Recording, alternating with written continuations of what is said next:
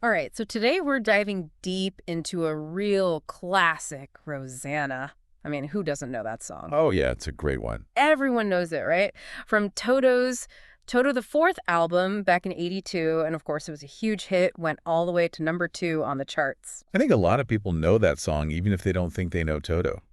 Yeah, absolutely. And that's what we're going to be talking about today. The story, the meaning, all the layers that are packed into this iconic song. And right off the bat, there's a bit of a twist when you start to think about who or what inspired the name Rosanna. Right? It seems pretty straightforward at first, doesn't it? Yeah, Song with a woman's name in the title, it must be about her. right. Exactly. You think so? Yeah, but Rosanna takes us on a little bit more of a winding road. Yeah, a winding road to get to the bottom of all this because the song is actually named after actress Rosanna Arquette, That's right. who was dating Toto's keyboard player Steve Porcaro at the time. But the thing is, he wasn't the one writing a love song to her with this tune. He didn't even write it. Yeah, that's where we start to peel back the layers. It's surprising. Absolutely. Yeah, so who actually wrote Rosanna? Well, that would be Toto's leader, David Page. And Huh. here's where it gets really interesting. Okay. Page has shared that the inspiration actually came from a high school sweetheart of his, someone he knew way back when. So wait a minute. He had this song from way back when about some high school relationship, but decided to name it Rosanna. That's exactly it.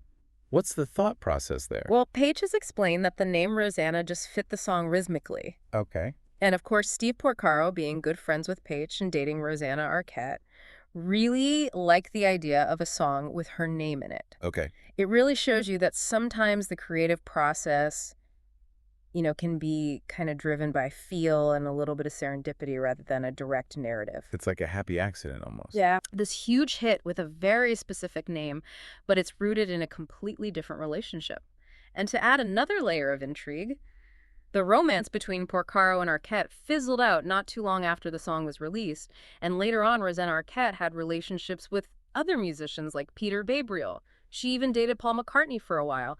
So it brings this whole other level of celebrity romance to the story. Yeah, it blurs the lines a little bit between what we think the song's about and the personal lives of those Yeah, involved. for sure. And it's easy to see why people might be confused because the lead vocals, of course, are delivered by Bobby Kimball. Right. So naturally, you'd think, oh, he must have some kind of connection to Rosanna. Yeah, we like to kind of piece these stories together in our minds. Exactly. But so we've talked about the story behind the name. Mhm. Now, let's talk about the song itself, because when you hear it, especially that opening line, all I want to do when I wake up in the morning is see your eyes. It just sounds like this incredibly joyful, optimistic love song. Yeah, it draws you in with this very, very pleasant, positive sentiment. Mm-hmm. Yeah, totally. But then it gets a little bit more complicated. Well, that's what's so interesting about Rosanna is that as the song goes on, it reveals some pretty stark contrasts. Mm.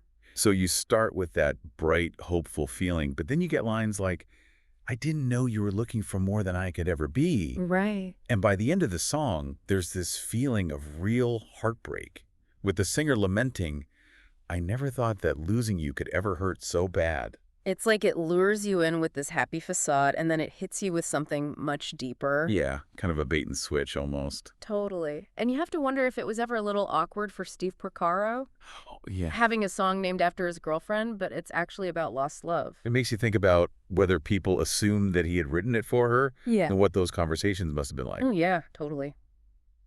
And then we got to talk about the music video for Rosanna, which is another iconic part of the whole thing. Yeah. So much energy, all that dancing. And here's a bit of trivia that might surprise you. The actress playing Rosanna in the video is actually Cynthia Rhodes, That's right. who you might recognize as Penny from Dirty Dancing. Yeah, if you think about the context, the early 80s were really the golden age of music videos, and Rosanna was right there in the middle of it, It definitely was. really taking advantage of that visual storytelling. And here's another little-known fact. Patrick Swayze, her co-star in Dirty Dancing, he actually makes an appearance in the Rosanna video, too. No way. Yeah, keep your eyes peeled. He's wearing a red jacket during one of those dance sequences. That's a real deep dive detail right there. I had no idea. You got to go back and watch it again. I'm going to have to go back and check that out. So it turns out David Page initially wanted something a lot simpler for the video. He was inspired by the finger-snapping breakdown in the song, which definitely has a bit of that West Side Story vibe to it. Yeah, his initial idea was actually something more minimalist, maybe along the lines of that Phil Collins video, You Can't Hurry Love, with a lot more shadow play. I can see that. But then director Steve Barron came on board, and he really amped it up with all that energetic choreography and the very Grease-like dance numbers. Yeah. It's a great example of how different creative visions can come together to make something really memorable. Yeah, and it definitely resonated because Rosanna won the Grammy for Record of the Year. That's right. And it was a big part of Toto the Fourth winning Album of the Year. Huge part. And they also won Producer of the Year for that album. Yeah, it really cemented the song's place in music history. Totally. It wasn't just a fleeting pop hit. It was recognized as a major achievement. And speaking of achievements, there's actually another interesting thread that connects back to the song's title. So Toto's first 7 albums all featured at least one song with a woman's name in the title. Wow. Not just Rosanna. There's Angela, Lorraine, Goodbye Eleanor, Carmen, Juliana, Leah, Pamela, and Anna. That's a pretty consistent pattern. Wow. It seems like more than a coincidence. Yeah, and it turns out there's a deeper meaning behind it. Oh, really? Yeah, David Paich has said this was his way of paying tribute to his father, Marty Paich, Okay. who arranged Ray Charles's album Dedicated to You, which, you guessed it, features a woman's name in every single song title. Wow. So Rosanna is part of a family tradition in a way. That's exactly it. It's Yeah. a really heartfelt homage to his father's work, and the influence of Rosanna didn't stop there. Later in 1982, Eddie Money's song, Shaken, starts with the line, Rosanna's daddy had a car she loved to drive. Oh, wow. I didn't know that. Yeah, it's like a little nod to the song's impact on pop culture. Yeah, it really shows you how these songs can seep into the cultural consciousness and inspire these unexpected connections and references. Totally. And just as a side note, Rosanna Arquette was actually the one who suggested her brother Robert for the Tube's She's a Beauty music video. Oh, really? Yeah. I did not know that. And that song was co-written by Toto's Steve Lukather. Oh, wow. So many connections. Yeah, so you can see how interconnected everything was in the music scene back then.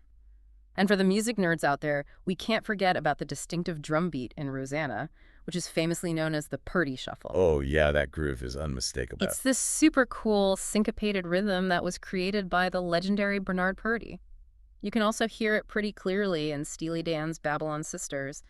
It's a big part of what gives Rosanna its unique sound. Absolutely. That rhythmic complexity really adds to the song's lasting appeal. Yeah, it's just so catchy. So when you really break it all down, Rosanna is so much more than just a catchy tune with a catchy name. It's true. It's got this real-life inspiration, a songwriter remembering an old flame, this lyrical contrast between happiness and heartbreak, and then all these connections to music videos, other artists, and even this iconic drum beat.